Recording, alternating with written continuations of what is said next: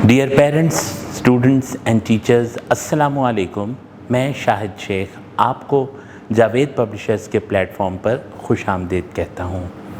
आज हम अपनी किताब ज़ीना उर्दू बराए जमात सोएब सबक नंबर 18 की तरफ बढ़ रहे हैं। सबक नंबर 18 नाकाबिले फरामोश दिन हासिलात ताल्लुम। इस सबक को पढ़ने के बाद तलबा इस काबिल हो जाएंगे कि वो सुनी हुई कहानी, किस्से या गुफ्तगू से मुताल्लिक सवालात के जवाब दे सकें, मुकालमाती गुफ्तगू में हिस्सा ले सकें, टीवी, मोबाइल, कंप्यूटर वगैरह पर मुख्तसर इबारत समझकर पढ़ सकें, 1 से 50 तक गिनती उर्दू हिंसों और लफ्ज़ों में लिख सकें, माहौल से मुताल्लिक किसी मौजू पर ख़ुद से कम 10 मरबूत जुमले लिख सकें, इसम ज़मीर की निशानदही कर सकें और हंगामी सूरत हाल जैसे हादसा, सैलाब, ज़लज़ला, कुदरती आफत वगैरह में अपनी हिफाजत के साथ दूसरों की मदद कर सकें। इस सबक में जिन अल्फाज का तलफ़ुज़ हम सीखेंगे उनमें चीदा अल्फाज हैं हलाकत खेज़, लुक़मा अजल, मानंद, हवास बाख्ता, तंजीम। आज सुबह ही से अब्बा जान बेहद परेशान और उदास थे। मैंने अब्बा जान से पूछा, अब्बा जान क्या बात है, आप क्यों परेशान हैं? अहमद बेटा, आज 8 अक्टूबर है। आज के दिन शदीद ज़लज़ला आया था। यूँ तो ज़लज़लों की तारीख़ बड़ी पुरानी है जिनमें लाखों अफराद भी लुक़मा अजल बन चुके हैं, लेकिन मैं जिस हलाकत खेज़ ज़लज़ले की बात कर रहा हूँ वो 2005 में आया था। अहमद, अब्बा जान आपको कुछ याद है कि उस दिन क्या हुआ था? अब्बा जान, बेटा मैं वो दिन कैसे भूल सकता हूँ जिस दिन मेरे सारे अजीज़ व अकारिब मुझसे बिछड़ गए थे। आज से 15 साल पहले 8 अक्टूबर 2005 को मैं एक स्कूल में पढ़ाता था। उस दिन मामूल के मुताबिक स्कूल में सुबह को दुआ पढ़ी जा रही थी कि अचानक ज़मीन कांपने लगी। स्कूल की इमारत एक झूले की मानंद झूलने लगी थी। हमने स्कूल के बच्चों को मैदान की तरफ भागने को कहा, लेकिन इतनी देर में स्कूल की इमारत गिर गई और इसके बाद क्या हुआ मुझे कुछ भी याद नहीं है। जब मुझे होश आया तो शाम हो चुकी थी।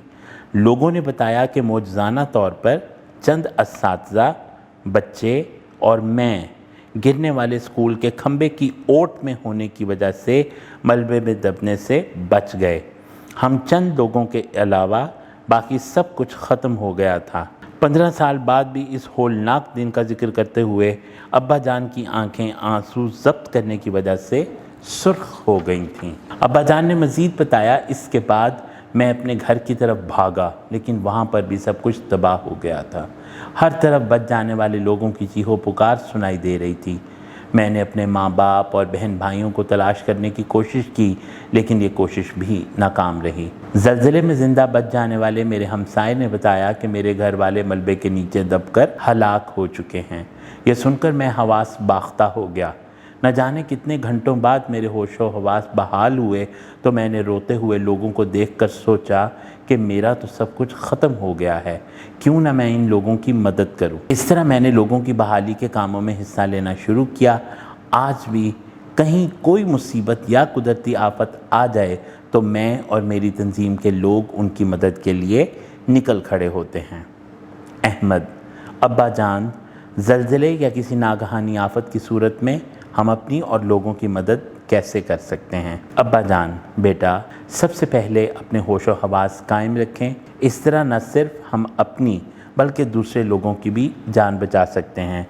ज़लज़ले के वक्त चूँकि गुंजान आबाद इलाकों और फ्लैटों से बाहर निकलना मुश्किल होता है, लिहाजा कोशिश ये करनी चाहिए कि जल्द ही किसी खुले मैदान में पहुंचा जाए ताकि आप पर मलबा वगैरह ना गिर सके। अगर आप किसी पार्क या खुले मैदान में हैं तो घबराने की बिल्कुल ज़रूरत नहीं।